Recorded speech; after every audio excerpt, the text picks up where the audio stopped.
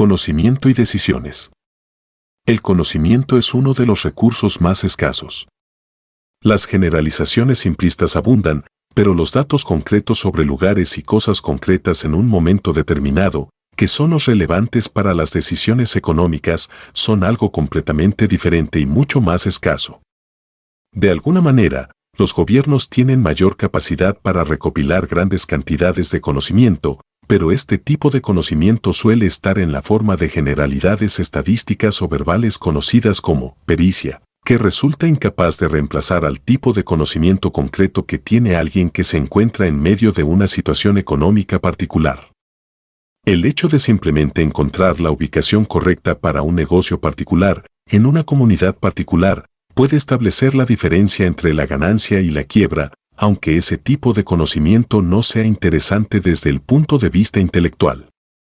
Puede que los expertos tengan en efecto mucho más conocimiento que el común de los individuos de la población en general, pero la cantidad total de conocimiento entre millones de personas, dentro de la población general, excede vastamente el conocimiento total que puede ser recopilado por cualquier grupo de expertos. Las presiones económicas para mantenerse al tanto de los cambios en una industria, la economía y la sociedad obligan a los dueños y administradores de empresas a buscar una amplia gama de conocimientos que van más allá de la administración interna de sus propias empresas. Entre las respuestas a este imperativo se encuentran las asociaciones de comercio, que proveen información detallada de lo que ocurre en sus respectivas industrias. Por ejemplo, una asociación de comercio hotelero provee estadísticas detalladas de cosas como, por ejemplo, qué porcentaje de qué tipo de hoteles proveen camas king size, queen size o dobles, televisión por cable, buzón de voz, videojuegos en las habitaciones, mesas para planchar, material escrito en diferentes idiomas, e incluso qué porcentaje de qué tipo de hoteles ofrece jabón líquido en sus baños. Un hotel particular necesita este tipo de información porque compite con otros hoteles y no puede darse el lujo de quedarse atrás en cuanto a lo que ofrece al público. Los económicos moteles no necesitan ofrecer lo mismo que ofrecen los grandes resorts de lujo, pero un pequeño y barato motel no se puede dar el lujo de quedar muy por detrás de otros moteles pequeños y baratos y esperar sobrevivir. Puede que estos detalles resulten muy poco interesantes para muchos que se consideran personas muy cultas, pero ese tipo de detalles son un asunto de vida o muerte económica para aquellos que administran empresas que prosperarán o quebrarán dependiendo de cómo satisfagan las necesidades de la gente. El conocimiento no puede definirse estrictamente ni incluir solo aquellas cosas que interesan a las clases cultas, cuando las grandes consecuencias económicas para la sociedad en su conjunto dependen de un espectro de conocimiento mucho más vasto. Lenin fue una de las muchas personas muy cultas que supuso que administrar una empresa tenía que ser muy fácil porque era algo que hacían personas que tenían muy poco del conocimiento especial que enseñan en colegios y universidades. Sin embargo, muchos que revolucionaron las tecnologías y la economía del mundo moderno, Thomas Edison, los hermanos Wright, Henry Ford, tenían relativamente muy poca de la formación académica que muchos consideran sinónimo de conocimiento.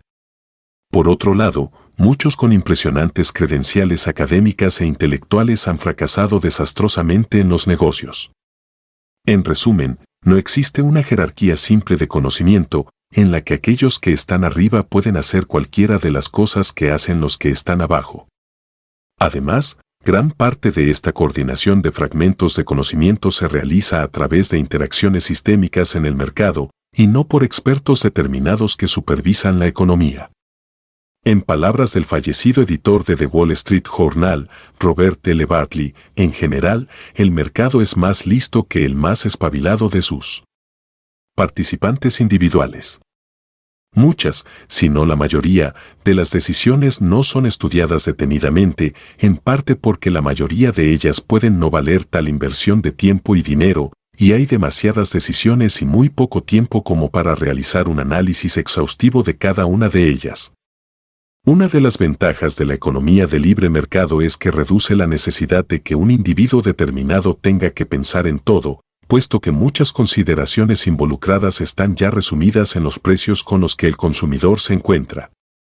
Como se vio en el capítulo 4, Un fotógrafo que tiene que elegir entre teleobjetivos puede no tener la menor idea de las complicaciones ópticas que hacen que uno sea mucho más caro que otro, pero tan solo necesita valorar si las cualidades que los diferencian justifican la disparidad de precio, en términos del valor de esas cualidades particulares para el tipo de fotografías que toma ese fotógrafo particular. El mismo principio se aplica cuando se trata de elegir entre varios tipos y modelos de coches, ordenadores y miles de otras cosas cuya tecnología específica y costes de dicha tecnología son completamente desconocidos para el consumidor. En suma, los resultados finales reflejados en los precios reducen la cantidad de información detallada necesaria para realizar intercambios racionales. Finalmente, incluso los grandes expertos solo lo son en una pequeña fracción de los procesos de producción de la mayoría de los productos. El experto óptico que sabe todo sobre lentes puede tener apenas nociones vagas sobre los circuitos computarizados en la cámara a la que se adjunta la lente y mucho menos sobre la tecnología de la película o el sistema de imágenes digitales de la cámara. En resumen, los beneficios de un sistema de precios afectan tanto a los más cultos como a los menos, dado que nadie es lo suficientemente culto como para entender todos los factores que existen tras las decisiones que cualquier individuo u organización tiene que tomar, y mucho menos las que tiene que tomar la sociedad en su conjunto. Gran parte del siglo XX fue desperdiciado en intentos fútiles de hacer que la planificación central sustituya a los precios del libre mercado. Sin embargo, hacia finales de siglo, país tras país, incluyendo países con gobiernos socialistas y comunistas, ya habían, en gran medida, dejado atrás dichos intentos. Cuando las decisiones económicas salen de las manos de los individuos que operan en un mercado y se ponen en las de expertos de comisiones planificadoras y otras por el estilo, esto suele verse como la transferencia de poder en la toma de decisiones de aquellos con menos conocimiento a aquellos con más conocimiento, pero, en la mayoría de los casos, se trata en realidad de una transferencia de poder a expertos con menos conocimiento y mayor arrogancia. Los mediocres resultados de la planificación central, que provocó que muchas naciones los dejaran de lado hacia finales del siglo pasado, es algo fácil de entender si se tiene en cuenta la dificultad de procesar el tipo de conocimiento que la habría hecho efectiva. La agricultura es particularmente difícil de planificar para una agencia gubernamental debido a la gran cantidad de conocimiento, altamente específico, que requiere. Las cualidades del terreno pueden variar significativamente en solo media hectárea y mucho más dentro de una granja completa o dentro de todas las granjas esparcidas por todo un país. Alguien sentado en una comisión de planificación central, en una distante capital, es incapaz de saber cuándo puede ser mejor que una granja determinada cultive zanahorias y donde el trigo podría ser ideal teniendo en cuenta las condiciones locales de clima, suelo e insectos. Sin tener un mapa del país detallado minuciosamente, un mapa que por sí mismo tendría que abarcar varios kilómetros cuadrados, los planificadores tendrían posibilidades mínimas de decidir qué granjas tienen tierras más proclives para qué cultivos. Cada agricultor individual tiene dicho conocimiento a la mano sobre su granja en particular, mientras que para un planificador central sería una tarea descomunal tratar de procesar ese mismo nivel de información detallada sobre el país entero. Otro factor complicado en agricultura al que se enfrentan los planificadores centrales es que los productos agrícolas son más perecederos que los de la industria. Los planificadores pueden muy bien ser capaces de analizar documentos oficiales en los que se especifica cuántas toneladas de qué tipo de acero existen en qué depósitos del país, pero las fresas se habrán podrido antes de que ese tipo de información pueda ser recopilada a nivel nacional. El resultado final de todo esto es que incluso los países que durante mucho tiempo han sido exportadores de alimentos comienzan a tener problemas para alimentarse a sí mismos una vez el gobierno toma el control de la agricultura. Esto ha ocurrido repetidas veces a lo largo de los siglos en muchos países, entre personas de todas las razas y bajo gobiernos que van desde democracias hasta dictaduras totalitarias. Incluso las economías centralmente planificadas de la Unión Soviética y el bloque de Europa del Este terminaron otorgando un mayor papel a las decisiones individuales en agricultura realizadas por agricultores guiados por precios y ventas que a las decisiones que se permitían en el terreno de la industria. No obstante, estas economías no permitían un mercado agrícola completamente libre, de manera que terminaron siendo repetidamente forzadas a importar grandes cantidades de alimento para su población. Si bien la planificación central también tiene mediocres antecedentes en la industria, el hecho de que sus fracasos agrícolas suelan ser mucho peores y con mayor frecuencia catastróficos, nos hace pensar en el papel crucial que desempeña el conocimiento. Los productos industriales y los procesos de producción industrial tienen un mayor grado de uniformidad que el que se encuentra en la agricultura.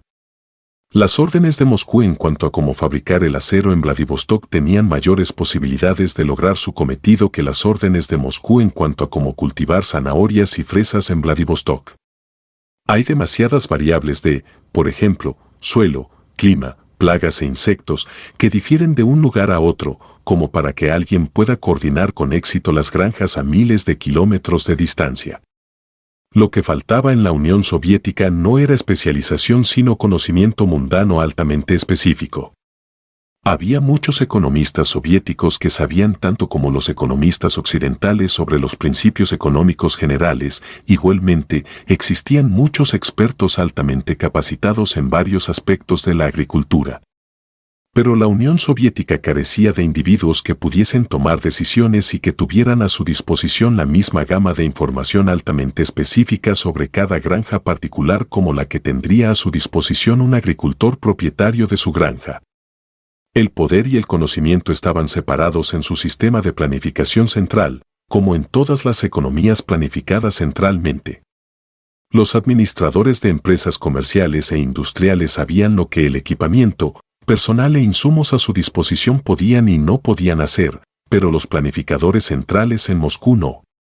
Sin embargo, eran estos quienes tenían el poder de tomar las decisiones finales. De igual manera, era imposible que los planificadores centrales estuviesen lo suficientemente informados sobre todas las industrias, tecnologías y productos bajo su control como para ser capaces de determinar lo que sería mejor para cada caso, sin tener en cuenta lo que les decían los respectivos administradores de las empresas.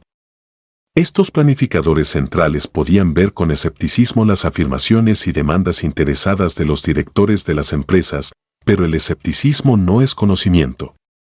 Más aún, las circunstancias cambiantes de manera inevitable llegarían siempre mucho antes a oídos de los administradores locales, los que estuvieron físicamente en el lugar, que a los planificadores centrales, que tenían demasiadas industrias y productos bajo su supervisión como para poder estar al tanto de los cambios del día a día de todos ellos. Una economía coordinada por precios puede que no tenga más conocimiento total que una economía planificada centralmente, pero ese conocimiento está distribuido de manera muy distinta, así como el poder de toma de decisiones. Cuando el propietario de una estación de combustible ubicada en una carretera, en una economía capitalista, ve que ésta está siendo reparada, sabe que debe pedir menos gasolina de la normal a su proveedor, porque no habrá tanto tráfico pasando por su gasolinera como antes, al menos hasta que se terminen las obras. El dueño de esta gasolinera local no necesita permiso de nadie para cambiar la cantidad de gasolina en su pedido o sus horarios de atención al público. El conocimiento y el poder se concentran en la misma persona. Además, esa persona está operando bajo los incentivos y restricciones inherentes a la posibilidad de ganancia y la amenaza de pérdidas, y no bajo las órdenes de burócratas lejanos. Esto no es algo exclusivo de las gasolineras. Ese mismo tipo de poder de decisión instantánea y local a cargo de quienes tienen los hechos ante sus ojos es común en cualquier economía de mercado.